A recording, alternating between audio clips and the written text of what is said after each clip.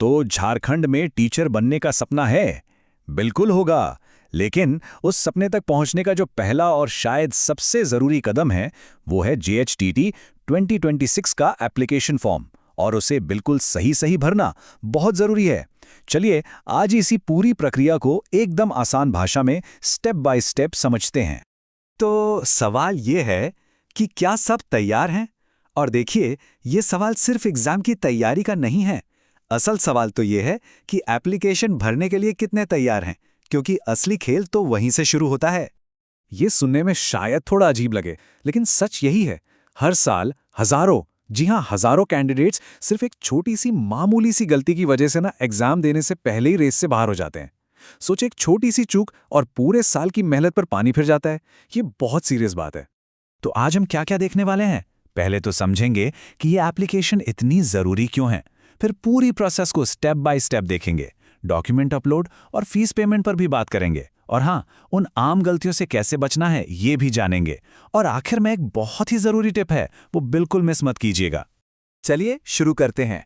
सबसे पहले यही समझते हैं कि आखिर ये एप्लीकेशन फॉर्म इतना इतना इम्पॉर्टेंट है क्यों। देखिए, सबसे बड़ी और डराने वाली बात यही है, एक जरा सी गलती और एप्लीकेशन सीधा रिजेक्ट हो सकता है। और सबसे बुरी बात क्या है पता है? बाद में उसे ठीक करने का, करेक्शन का कोई ज़ीरो मौका नहीं मिलता। एक बार जो भर दिया, बस वही फाइनल है। तो अब जब हमें पता चल गया है कि कोई भी गलती नहीं करनी है, तो चलिए सीधे चलते हैं एप्लीकेशन प्रोसेस पर।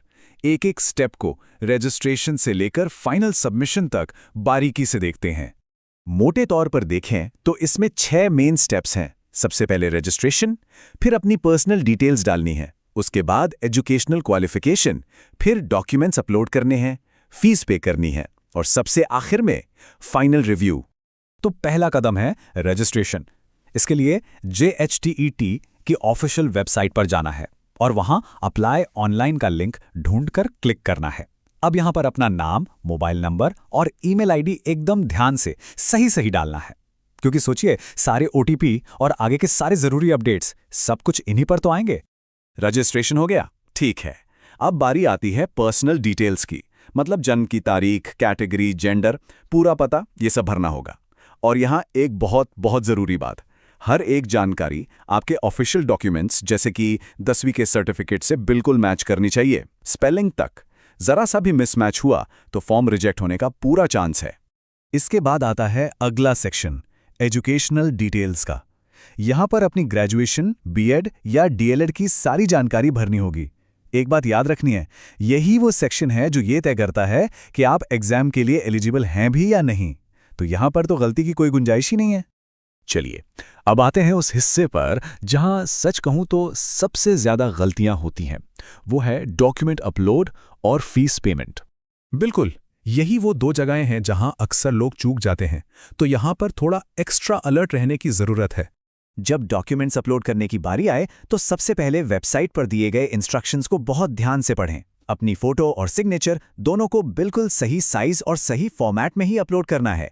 जैसे अगर JPG मांगा है तो JPG में ही करें। साइज या फॉर्मेट में गड़बड़ी हुई तो एप्लीकेशन सीधे सीधे इनवैलिड हो सकता है।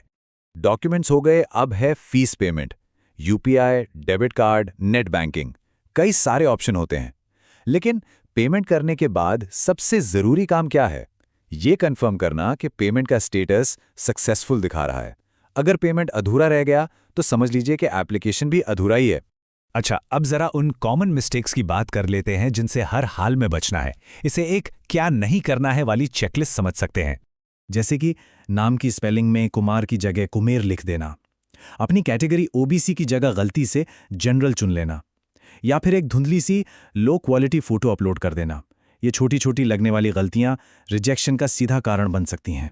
तो एक बार फिर से दोहरा लेते हैं, किन गलतियों से बचना है।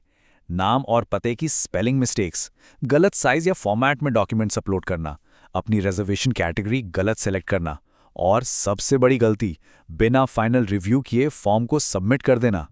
और अब हम आ गए हैं बिल्कुल आखिर में, फाइनल चेक, और वो एक खास जरूरी टिप जो सफलता के लिए एक तरह से आखिरी कदम है।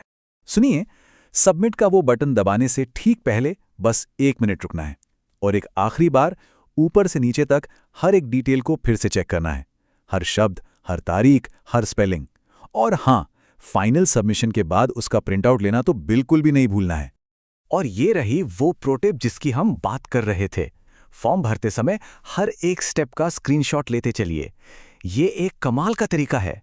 मान लीजिए कल को कोई टेक्निकल प्रॉब्लम आ जाती है, वेबसाइट में कोई दिक्कत होती है, तो ये एक सबूत की तरह रहेगा कि आपकी तरफ से सब कुछ सही भरा गया था। तो अब इन सारे स्टेप्स और सावधानियों को ध्यान में रखने के बाद एप्लीकेशन रिजेक्ट तो नहीं होगा, है ना? बस सही जानकारी और थोड़ी सी सावधानी, और ये जो पहली मुश्किल है, इसे बड़ी आसानी से पार किया जा सकता है। All the best.